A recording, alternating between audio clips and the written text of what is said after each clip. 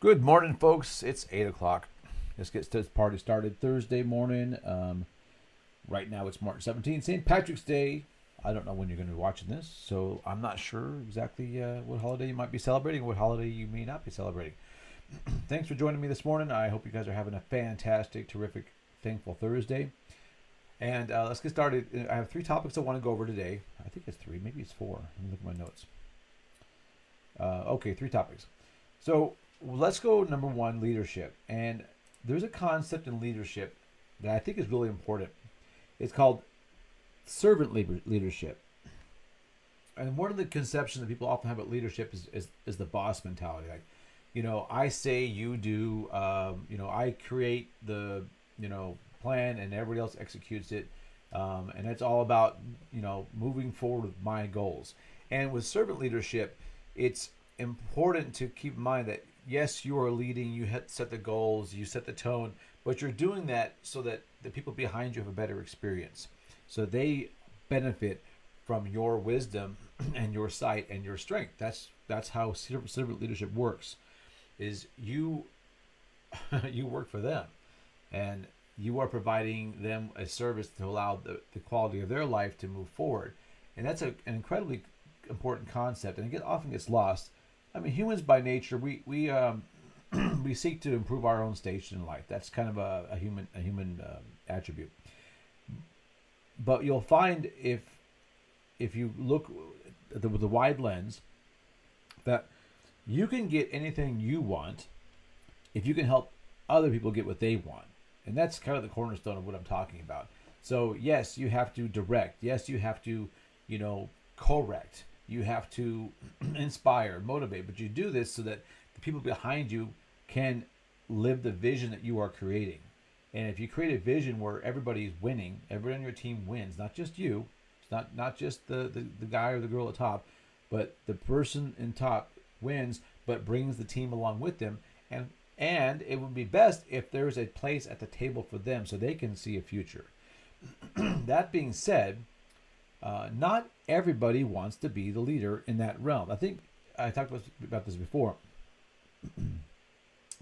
We all lead in some areas of our life, and we all follow in some areas of our life. So there are times when you are the main person, and everybody's kind of like listening to what you're saying to move forward. And there's times where you just are in the pack. And for me again, my main career has been martial arts and fitness too. So generally speaking, when I'm doing a function, or I'm at a martial arts academy, or I'm at a martial arts class, usually I am leading the class. I am teaching the lesson plan, or at a minimum, I am assisting. But it's very enjoyable sometimes to go to another academy where like I am just a student. I'm not responsible to make sure everybody's getting benefit from this. I'm not responsible to make sure everybody's learning the lesson. I'm not responsible to make sure everybody's being safe. I'm just responsible to make sure I'm doing my part. So, although I enjoy being a leader, I spent many years working on leadership skills. Not everybody's going to lead all the time, and that's okay. And some people never want to be the leader, and that's okay too. But if you are a guy, and I'm sure you probably are if you're watching this channel and you're consuming this content, it's important to understand that you are expected to lead in certain circumstances. If you're in a relationship, although yes, a woman can lead a relationship, that's generally not what works best. What works best is if you are the leader, you are the protector, you are the provider, and you are bringing someone along with you, and you're creating a vision and helping make sure everybody wins. Your team, or your family, your whatever, is there to benefit from your wisdom and your strength. That's how it's supposed to work. Does it always work that way? No. Can there be non-standard formulations? Sure. But on a balance of probabilities, the grand scheme of things, it's going to work best if you are the strong leader. And the best way to be a leader is to make sure you're looking out for the best interests of those that are behind you. That's servant leadership. You are leading to serve them, to bring them to a higher level, to benefit them in some way. By benefiting them, you're going to benefit yourself. Okay, does that make sense? Hopefully it does. I can't see any live interactions. I don't have a second computer. So hopefully everybody is getting that message. So servant leadership is the best kind of leadership. And we see what happens when you won't have that. There's certain things happening in the world today that are from a very top-down, heavy authoritarian type of leadership that causes great pain to others in the team. So let's talk about an element of personal protection, self-defense, if you will. I always like the term personal protection. It just sounds more official. Self-defense has such a it's everybody has, when I say it's the word self-defense, there's something that pops in your head that may or may not be self-defense. But personal protection, I think, is pretty cool because it encompasses more than just self-defense. People think of fighting. I'm going to fight. I'm going to tackle somebody. I'm going to punch somebody, and that's true. But personal protection goes beyond that, and we're going to talk about specifically an element that I think is really important. And this is in the physical world. We talked before about being awareness and having awareness and that kind of thing. In the physical world, one of the most important things you will learn in martial arts training, whether it's judo, jiu-jitsu, kung fu, boxing, whatever, Krav Maga, Muay Thai, is you'll learn the distance between you and a possible opponent in which you can be effective, the distance in which he or she can be effective, the distance in which you are both able to be effective, and the distance in which neither of you are effective, assuming there's two. It might be more than two. And this is the kind of thing that you're only going to learn by actual application. You can theorize and go, well, I know with my reach is X, Y, Z, I can be this far away from the person, and then their reach is X, is whatever. My point being is only through actually interacting with other people, learning how to identify, the spatial limitations you have, and obviously the moving at angles. This is a very important thing. and when I'm teaching self-defense in person, it's very difficult for many people who don't have experience to understand this. And one of the reasons this is important is you have to understand which tool is best. And if I'm at long range, I'm not going to be doing an elbow strike. And if I'm right up in somebody's clinch game, kicks are very difficult. Is it possible to do a long range elbow strike? Sure. By jumping. Is it possible to do a close range kick? Yes. I did taekwondo for many years, and I used to be able to kick people standing right next to them. But that's a very specialized skill at a high level, so most people aren't going to have that. My point is in personal protection, you have to identify the distance at which certain things are possible. If they pull a knife out, can you do something about it? If they pull a gun out, can you do something about it? If they lunge towards you, can you do something about it? If they, pick up a improvised weapon, they grab a chair, can you do something about it? Those are the kind of things that you will learn by interacting with other humans in real time.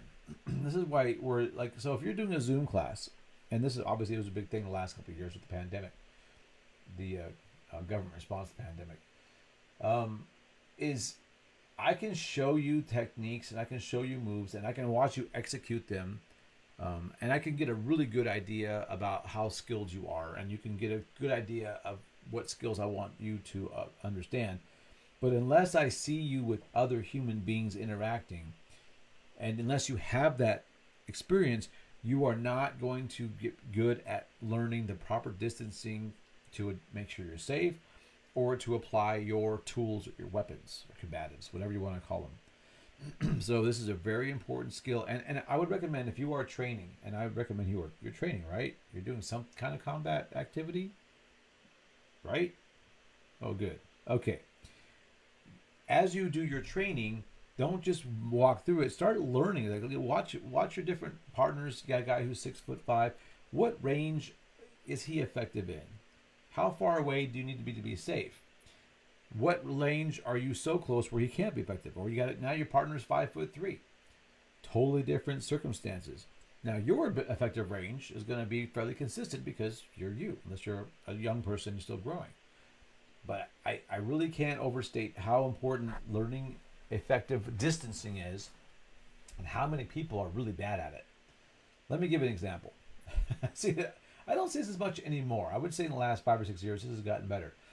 I can't tell me how many times I've been watching an MMA fight. It doesn't happen in boxing very much because they only have really one element they're working on. Where two guys are fighting, one person lands a blow on the other guy, and the guy stumbles, or he's obviously wounded. He's wobbly leg, or he looks down or whatever, and then the person who landed the shot rushes in so close that they take all the power away from the punches because now they're right on top of them, or they tackle them and they miss the opportunity. Okay, your strikes are landing effectively, so stay in that range so you can continue to land effective strikes and not give the person a chance to recover or give them a chance to cover up and just weather the storm.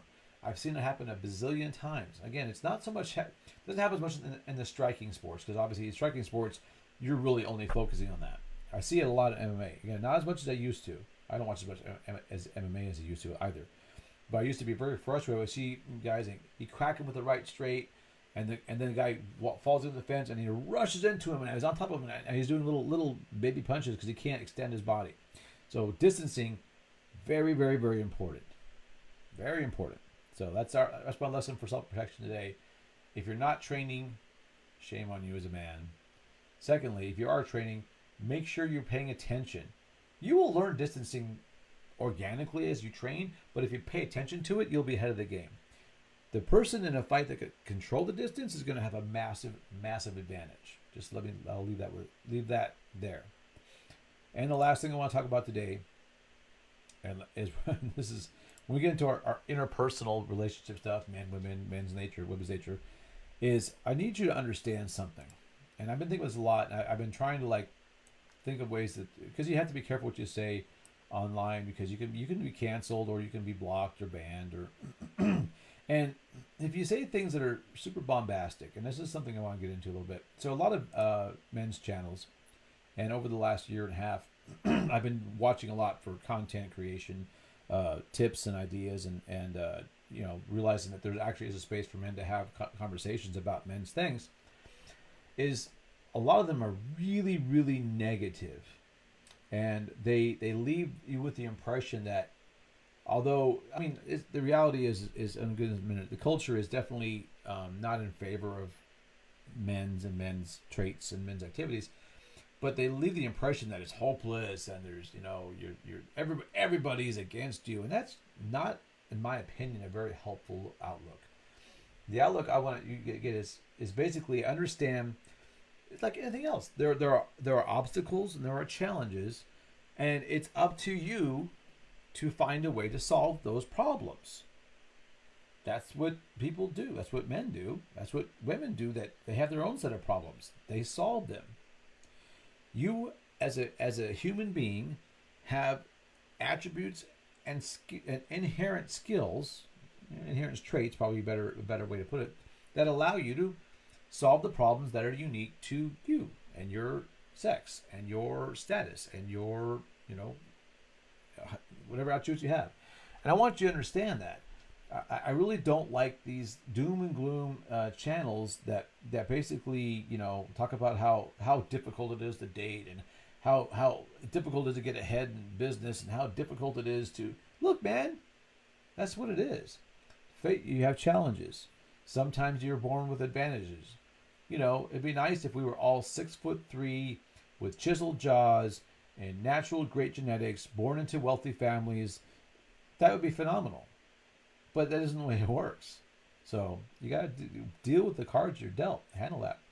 And keep in mind, if you're watching this in America, or I guess even Canada for that matter, you've won the lottery. You're already born into or living in a place that allows the opportunity to actually be socially mobile. And many places in the world do not even have the opportunity. I don't want to get too preachy on that. So let's talk about culture and how it's actually poisoned against men. And I'm actually going to do a little origin story, if you will, on another video. I'll probably put it separately on the channel. But I need you to understand that for the last 3 generations, maybe 4, depending on how you split it up, the culture has been shifting against traditional roles. Men taking care of families, women taking care of kids. And there's no reason that men can't take care of families. There's no reason women can't take care of the family either. But certain things work better in certain ways. But what's happened is the culture has done everything possible, and I'm being a little dramatic, to demasculate men and emasculate women. Women are told that if you want to be a happy woman, you have to get the bag. You have to be in charge. You got to be a boss chick, a boss babe.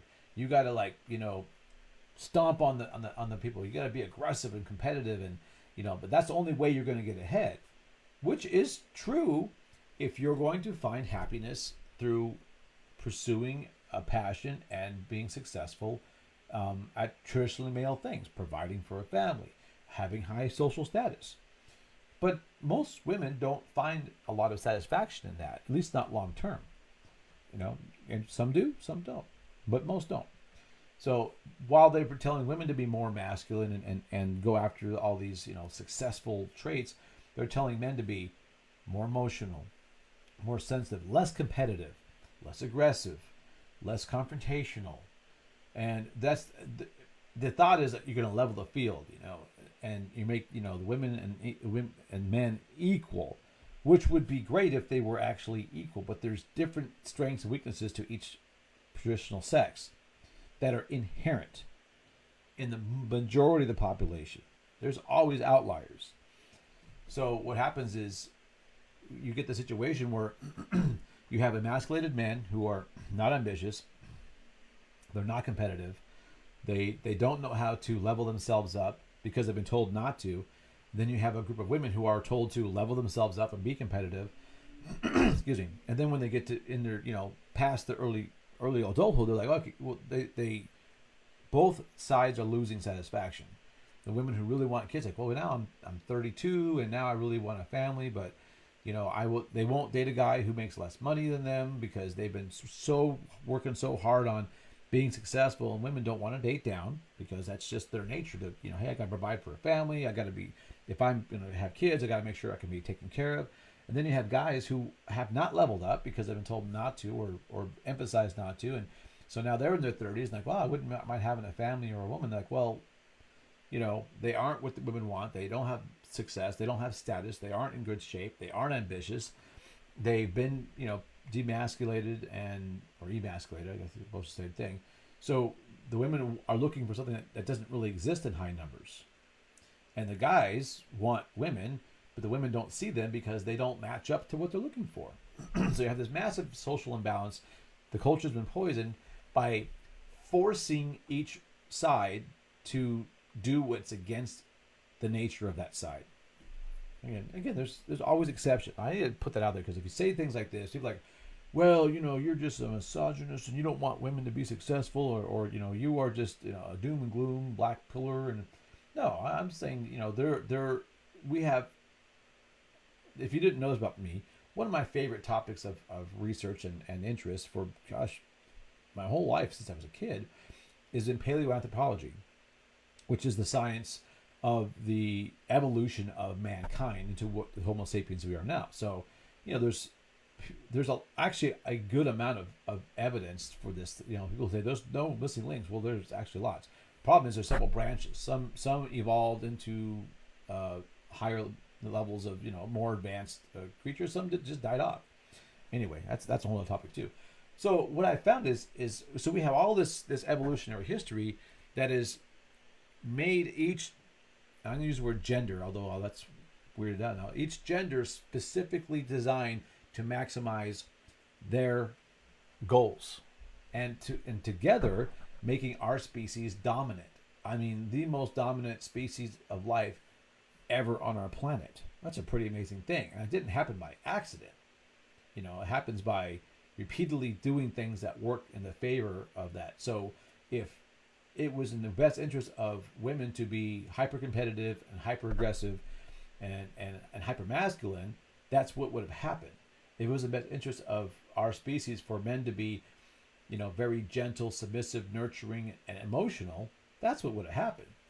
And the challenge, only thing that's changed is our culture. Our genetics haven't changed, and it won't change for many thousands of years. It doesn't happen in 40 years, much to the chagrin of progressive ideology. So just understand that if it feels like the odds are stacked against you, they possibly are, and most likely are. However, it's my mission to hopefully give you information that will allow you to see maybe the game is rigged. Actually, it probably is. However, it does not mean it's not beatable. It does not mean you cannot rise above. And as I talked about in my first video, I think it was the first one, since we've had, I would say, 30 conservatively to 60 years of this shift of what men are expected to be, it does not take very much effort or energy to rise above the mass. So if your goal is to be a better quality man for a mate, for a job, for any of those things that you would like to achieve, that most men do, it doesn't take much work to get above where everybody else is. That's sad but good at the same time. It's a double-edged sword. If every male was out there trying to be successful and ambitious, well, not only would would women have a lot more choices for good quality mates, but it would be more competitive for men. So if you're a guy and you have some ambition and you're not afraid to do a little effort, make a little effort and do some work and get into shape and have ambition. Well, not to have it, but follow your ambition. You're going to be way above the way above the pack. So that's all I got for you guys today. I'll give more tactical information, but just understand it's not doom and gloom just because the odds are against you. Okay, real men step up and they find solutions to problems. I want to emphasize that. One of the ways men get respect from women and other men is to find solutions to problems. All right. So this is Coach Jay. I hope that makes sense, you guys. I'm going to leave it there. Have a fantastic, amazing, spectacular day, and let's build better men.